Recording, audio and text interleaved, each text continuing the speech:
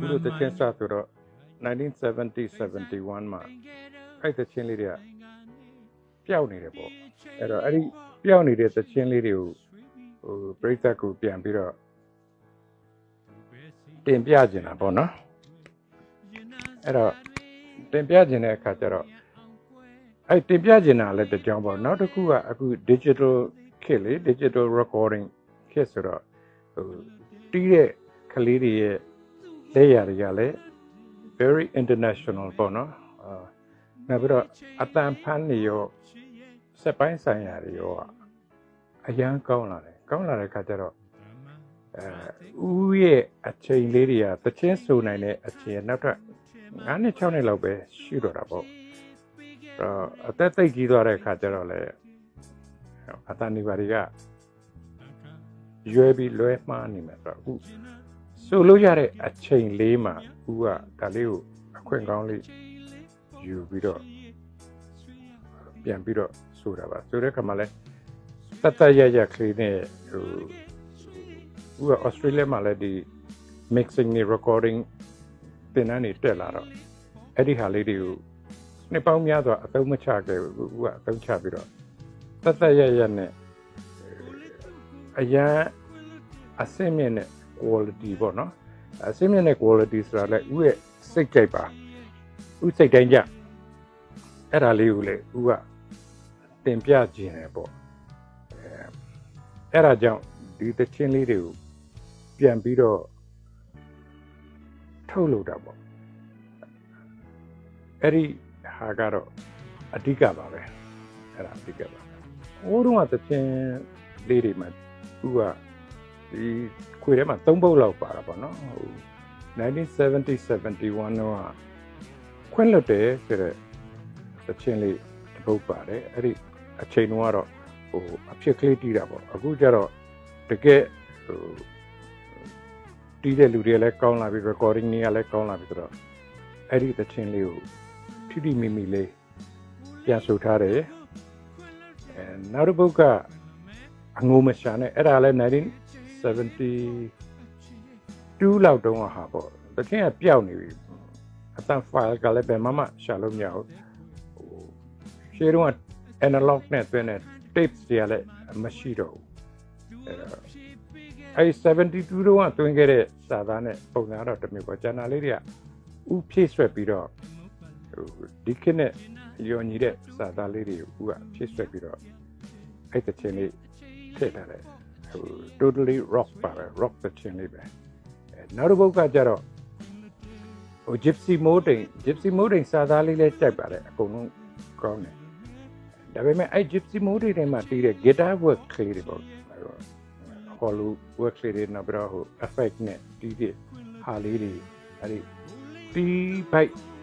ကိုဦးကအရန်ခံစားပြီးတော့အရန်ကြိုက်လို့အဲ့ဒီသချင်းလေးကိုလည်းပြန်ပြီးတော့တွင်ပြီးတော့ပြန်ထုတ်ခဲ့မှာအဲ့တော့ဟိုတုန်းကဆိုပေါက်အခုဆိုပေါက်ကလေးတွေကတော့ကွာတာပေါ့ဒါပေမဲ့အခုဆိုပေါက်ကလေးကတော့ဦးခံစားချက်ကလေးနဲ့ဆိုတယ်ဦးကျင်းနေပါတယ်ဦးပြိတ္တကြီးလည်းနားထောင်ပြီးတော့ကျင်းနေမယ်လို့ဦးယုံကြည်ပါတယ်လူဆိုတာကတော့အခုလဲဦးသချင်းတွေကိုပြန်ဆိုတေးဖြစ်ပြန်ဆိုနေကြတာအများကြီးပါပဲဒါပေမဲ့အခုလောလောဆယ်မှာဦးရဲ့မိတ်ဆွေပေါ့နော်6နှစ်9နှစ်10နှစ်ရှိပြီဦးကသချင်းတွေသွားဆိုတယ်ဆိုတဲ့ခါကျရင်သူကလည်းသချင်းဝါသနာပါတယ်ဝါသနာပါတော့ဦးနဲ့လိုက်ပြီးတော့တပုတ်နှစ်ပုတ်ဝင်ဆိုတယ်ဆိုတဲ့ခါမှာဦးရဲ့ key ပေါ့နော်ဦးရဲ့ဟိုမှာသချင်းတစ်ပုတ်က F နဲ့တီးတယ်ဆိုလို့ရှိရင်အဲ့ဒီ F key ကိုသူကလိုက်ဆိုနိုင်တဲ့ပုဂ္ဂိုလ်တယောက်ကိုတွေ့တယ်ဦးနဲ့လည်းအင်မတန်ရင်းနှီးပြီးတော့ခင်တယ်သူ့နာမည်ကနှွေးထွေးသူ့ရဲ့တကယ်မူရင်းနာမည်ကတော့ဦးအောင်ထွေးပါဒါပေမဲ့ဦးကသူ့ကိုတချင်းထုတ်တဲ့အခါကျတော့နွေးထွေးသူကဥပမာရှိတဲ့အတွက်နှွေးထွေးဆိုပြီးတော့နာမည်လေးနဲ့ဦးရဲ့သချင်းလေးတွေကိုဦးကသူ့ကိုပေးဆိုတယ်ဦးသချင်းလေးတွေကိုဆိုတဲ့အခါမှာဦးတီဝိုင်းရအစပေါ့နော်သူအတန်ကိုနားထောင်သူလည်းအရန်ကြိုးစားတယ်အဲ့တော့ဦးတီဝိုင်းရကိုသူ့ကိုကောင်းလိုက်တာလို့ ပြောတယ်ပေါ့နော်အဲ့တော့ဦးရဲ့သချင်းလေးတွေကိုသူကိုပုတ်လောက်ရှိတယ်ဦးသူ့ကိုပေးဆိုထားတာဒီတစ်ခေါက်တော့သူက2ပုတ်ပါတယ်ဦးက3ပုတ်ပါတယ်5ပုတ်ပေါ့နော် MTV ခွေလေးထွက်မယ် KTV လေးထွက်မယ်နောက်လဲဆက်ပြီးသွားမှာပါသချင်းတွေကတော့တွင်းထားတာ73ပုတ်လောက်ရှိတယ်ဦးတို့တင်ပြခြင်းနဲ့ဦးတို့ရဲ့အနုပညာစစ်ဖြူစင်တန့်ရှင်းတဲ့အနုပညာလေးငွေရေးကြေးရေးအတွက်မဟုတ်ဘဲနဲ့ဦးတို့နှစ်ယောက်ကတင်ပြသွားမှာပါဒီနေ့အဲ့ဒါလေးပြောမယ်ဆိုလို့ရှိရင်အရှိကြီးနော်ဒါပေမဲ့တတ်နိုင်လောက်တော့ဦးကအတူချုံပြောပါမယ်နော်အဲ့ဦးတို့ငယ်ငယ်တုန်းကဦးတို့က English songs တွေနဲ့စပြီးတော့တန်ယုံဖြောပြပွဲတွေပဲမှာတီးလာပြီးတော့မှနော် stereo kit ဆိုတာကြီးပေါ်လာတော့အချင်းတွင်းပြီးရင်ဆိုင်နေမှာကိုယ်တိုင်လိုက်ဖြတ်တာပေါ့နော်စိုက်ကားနဲ့ဖြတ်နေသုံးမိနစ်တော့မစီးနိုင်ပါဘူးလမ်းလျှောက်တဲ့အခါရှိတဲ့ရန်ကုန်မန္တလေးမိုးကုတ်တောင်ကြီးအကုန်သွားပြီးဖြတ်နေအဲ့ဒီချိန်မှာဦးတို့ရဲ့ player တွေကအဲ့တော့ keyboard organ ပေါ့နော် keyboard ကဦးတို့ဝယ်လဲမဝင်နိုင်ဘူးတက်လဲမတက်နိုင်တော့ဦးတို့four man band ပေါ့ lead rhythm bass drums နဲ့ဦးတို့တွေတီးတယ်ဦးတို့က copy တီးတာတွေများတာပေါ့ English songs တွေကိုဗမာစာသားလေးတွေထည့်ပြီးတော့လုပ်ခဲ့တယ်အပျော်လေးတွေလုပ်ကြတာပေါ့အပျော်လေးတွေလုပ်ပြီးဆိုင်နေမှာလိုက်ရောင်းတဲ့အခါမှာပရိသတ်ကအဲ့ဒါအသစ်ဆန်းဖြစ်ပြီးတော့ stereo တချင်းများဆိုပြီးတော့ဒါပေါက်တာပေါ့အဲ့ဒီချိန်ကဘယ်သူပဲဆိုတော့ဦးမင်းမလက်ကြီးဆိုတော့လာရှိုသိန်းအောင်ဆိုဦးတန်းနိုင်တို့ the playboys အဖွဲ့ဆိုတော့မင်းလေးအများကြီးပါပဲဆိုတော့ထုတ်တိုင်းတချင်းတွေကပရိသတ်တွေကအသစ်အဆန်းနေဖြစ်နေတော့ထုတ်ပြန်လူတွေကတော့နာမည်ရတယ်ဒါပေမဲ့ဥတို့အဲ့တုန်းကဒီလို hearing နဲ့ပေါ့နားနဲ့ပဲနားထောင်ပြီးတော့ဥတို့တီးတယ်ပြီးတော့ဥတို့ကအဲ့တုန်းက live ကိုတခါတည်းတီးရတာဥတို့၄ယောက်ကနေ studio သွားတယ် studio လည်း one duty မှာအဲ့တုန်းကဗမာကျပ်ငွေ900ပဲပေးရပါတယ်မနေ့9နာရီညနေ6နာရီ9နာရီပြီးတော့ဥတို့ကတချင်းတွေအလွတ်ကျက်ပြီးတော့တခါတည်းဒီဝိုင်းနဲ့တခါတည်းဆိုတော့2 track ပဲရှိတယ်လေအခုလို tracks တွေအများကြီးမများဘူး2 track ကမှမှားသွားရင်ပြန်သွင်းမှားသွားရင်ပြန်သွင်းတယ်ဒါပေမဲ့ teacher practice လုပ်တာတော့one duty ဆိုတာဟိုနာ6နာရီ8နာရီကြာမှ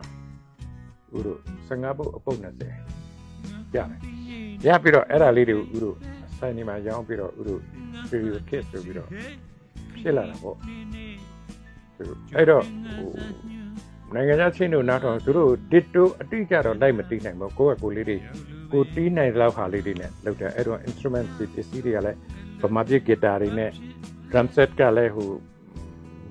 ရှေးတုန်းက drum set ပေါ့နော်အဲ့လိုလေးတွေသွားပြီးတော့အဲ့မှာ1970လောက်ကစားတယ်76 78လောက်ကျတော့ဦးတို့လည်းပိုက်ဆံလေးတွေရလာတော့တန်ယုံကအကြ drum set တွေ guitar လေးတွေဝယ်ပြီးတော့တီးကြတယ်အဲ့ဒီကမှဦးတီဝိုင်းထဲမှာမြန်မာပြည်သိန်းတန်ပေါ့အခုဟိုတော့ကိုသိန်းတန်လို့ခေါ်တာပေါ့သူကဒီတိုင်းသူက lead guitar တီးတာဟုတ်အဲ့တော့အလွတ်တွေတီးနေနောက်ပိုင်းဦးတို့တီဝိုင်းရဲ့ recording ကနေ့တိုင်းလိုရှိတယ်နေ့တိုင်းလိုရှိတော့တချင်းတွေအများကြီးမကျက်နိုင်တော့သူကဒီ side reading နဲ့1 2 3 4 notes တွေပေါ့နော်အဲ့ဒါလေးကိုသူကသွားတင်တယ်အဲ့ဒီကနေစပြီးတော့ notes နဲ့တီးတယ်အဲ့လိုတီးလာပြီးတော့သူတို့1982 3 4လောက်ကျတော့တော်တော်လေးတိုးတက်လာတဲ့နောက်ကလေးတွေလည်းအများကြီးနောက်မွေးဖွားလာတဲ့ကလေးတွေလည်းဒီဟာတွေကိုဝါသနာပါပြီးတီးပြီးတော့သူတို့ကလည်းသင်တန်းနေတဲ့စာအုပ်တွေဖတ်နေတော်တော်ကြီးဒီနုပညာလောကမြန်မာပြည်မှာတိုးတက်အဲ့ဒီမှာဦးက84ကျတော့ဦးရဲ့မိသားစုရှိရတဲ့ဦးကဩစတြေးလျကိုထွက်သွားတယ်10နှစ်ကျော်လောက်ကြာအဲ့ဒီမှာဦးပြန်လာတဲ့မှာ IC တို့ Emperor တို့ဘာတို့ညာတို့တအားဖြစ်နေပြီးတော့ကလေးတွေတီးတာတွေပဲတွေလည်းအရန်ကောင်းတယ်အရန်တော်တယ်recording တွေလည်းကောင်းနေပေါ့နော်အဲ့ဒီနေ့စင်ငယ်နဲ့တိုးတက်လာတာနောက်ပိုင်း အခု UTY မှာတီးနေတဲ့ကလေးတွေဆိုလို့ရှိရင် world standard ပေါ့နော်ကဘာမှာတီးနေတဲ့ဘယ်နေတွေကလောက်ကိုတော်တဲ့ကလေးတွေအဲ့ဒီကလေးတွေကိုဦးကရွေးပြီးတော့ the playboy ဆိုတော့အခုခက်လူငယ်တွေနဲ့ဦးကပြန်ဖွဲ့ထားပြီးဦး live views တွေဘာလုပ်ဒီကလေးတွေပဲဦးရှိမှလာပြီးတော့လုပ်ပေးတယ်အဲ့တော့ကွာခြားမှုကတော့လက်တံတွေကလည်းပိုကောင်းလာတယ်ပစ္စည်းတွေကလည်းကဘာအဆင့်မီပစ္စည်းတွေကိုတင်သွင်းပြီးတော့တိခတ်နိုင်တယ်ပြီးတော့အင်မတန်တော်တဲ့စိတ်ထားလေးတွေလည်းကောင်းတယ်တယောက်နဲ့တယောက်လည်းပြိုင်လည်းမပြိုင်ဘူးမနာလို့လည်းမရှိဘဲနဲ့အင်မတန်ချစ်စရာကောင်းတဲ့ music feel ကြီးမြန်မာပြည်ရဲ့အခု hip hop music feel ကြီးအဲ့လိုဖြစ်လာပြီးတော့အရင်အားရဝင်ပါတယ်ဦးနဲ့လည်းအကုန်လုံးလို့ခင်တယ်ရွှေမြ players တွေအကုန်လုံးလည်းဦးကလေးစားတဲ့အကုန်လုံးလို့တော်တယ်ဘယ်သူအတော်ဆုံးဆိုတာပြောလို့မရဘူး all even ပဲအဲ့တော့မြန်မာနိုင်ငံရဲ့ဒီရဲ့ kick က rock and roll music players တွေပေါ့နော် extremely amazing artist world standard ဖြစ်သွားပြီအဲ့လောက်กว่าသွားတယ်အဲ့တော့ဒီကလေးတွေကြိုးစားမှုပေါ့နော်သမီးအခုအစိုးရပြိုင်ပွဲတွေမှာပြိုင်နေတဲ့ဥစ္စာတွေခဲရခဲစစ်တချင်းတွေကိုဆိုပြီးတော့အခုနောက်ပေါက်ကလေးတွေကတော်တာမှအယမ်းပါပဲပြီးခဲ့တဲ့နှစ်ကဦးဩစတြေးလျနေဒီကိုပြန်လာတဲ့ခါမှာ The Voice ဆိုတဲ့နေရာမှာခေါ်ပြီးတော့ဦးလည်းတချင်းဆိုခိုင်းပြီးတော့ဦးနားထောင်တော့အဲ့ဒီမှာ first second third ရသွားတဲ့ခလေးတွေကအဲ့ဒီအကောင်လေးတယောက်ဆိုရင်သူ့ရဲ့ image ဆိုတာသူရုပ်ရည်သူ style နော်သူဆိုပုံနဲ့အတန်ဘာမှပြောစရာမရှိဘူးအရန်ကိုကောင်းတယ်အဲ့လိုကလေးတွေကြီးပဲအခုထွက်နေတာအဲ့တော့ရွက်ပုံးသီးလေးတွေပေါ့အခုလိုနိုင်ငံတော်ကနေ Skynet တို့ MRTV4 တို့တွေကနေဒီလိုလေးတွေမြေတောင်မြှောက်ပေးတဲ့အတွက်ကြောင့်ပြည်သူလူထုကလည်းကြည်ရတဲ့အမှုပညာသမားအသစ်ကလေးတွေအများကြီးပေါ်လာတာကောင်းတဲ့လက္ခဏာဥကတော့အားပေးတယ်ဟိုတုန်းကလည်းကျွန်တော်ချစ်ပရိသတ်ကကျွန်တော် live show ပဲဆိုကျွန်တော်ခွေထုတ်သူတို့အမြဲအားပေးတယ်အခုလည်းအဲ့ပရိသတ်ဒုတယ်ကြီးကအားပေးမှာပါကျွန်တော်ခွေထွက်လို့ရှိရင်ပရိသတ်ကြီးလုံးဝကျေနပ်မှာပါဆက်ပြီးတော့လည်းတီးတဲ့ကောင်းအောင်လုပ်သွားမှာပါ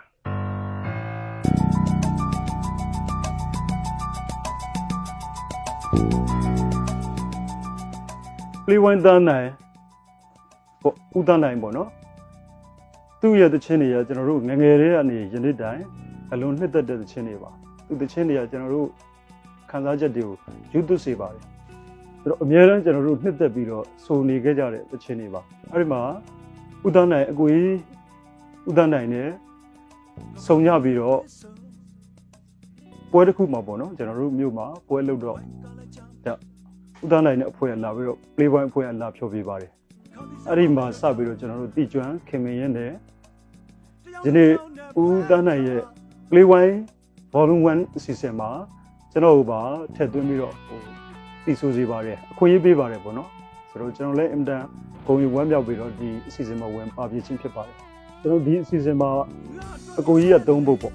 နော်အကိုကြီး3ပုတ်ကျွန်တော်2ပုတ်ပါဝင်ခွင့်ရပါတယ်အဲ့2ပုတ်ကတော့ကျွန်တော်တို့ဖြစ်မဲ့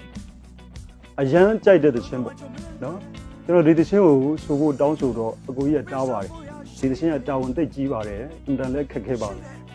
သူ့ဝင်ပဲကျွန်တော်အကိုကြီးကိုအနုညွတ်တောင်းပန်ပြီးအကိုကြီးဒီသချင်းကိုတော့ကျွန်တော်ဆိုကြည့်ပြရစီဆိုပြီးတော့တောင်းပန်ပြီးတော့ဆိုရင်းနဲ့အားလုံးအဆင်ပြေတဲ့အတွက်အကိုကြီးကခွင့်ပြုပေးခဲ့တာပါနောက်တစ်ပုဒ်ကတော့အကိုကြီးရဲ့အေးသက်တည်ခြင်းနဲ့ပါအရန်နည်းနည်းတည်တည်ဖြစ်တဲ့လူတော်မရတာမလို့ free အရန်ပြည့်တဲ့တခြင်းပေါ့လူကျင်တာလေးများမရပါပေါ့နော်အဲ့ဒီတခြင်းကိုလည်းကျွန်တော်ကနှစ်သက်လို့ဒီတခြင်းကိုဆိုဖြစ်ပါတယ်ဆိုတော့ဒီအစီအစဉ်မှာကျွန်တော်ဒီနှစ်ပုတ်ကိုဝင်ပြီးတော့ဖြောပြခွင့်ရပါတယ်ကျွန်တော်တို့ကိုတော့နားထောင်တော့ဒီတခြင်းတွေအရန်တိမ်မွေ့ပြီးတော့နှဝင်းပြန်ဖြစ်တယ်အရန်ကောင်းတယ်ဆိုကြည့်ရင်လွယ်တယ်လို့လည်းထင်ပါတယ်ငယ်ငယ်ကဆိုခဲ့တာတွေလည်းရှိပါတယ်ကျွန်တော်တို့အခြားပေါ့နော်ပွဲတွေလမ်းဘေးတွေပွဲတွေမှာဒါပေမဲ့တကယ်တမ်းဆိုတဲ့အခါကျတော့ အရန်ခက်ပါတယ်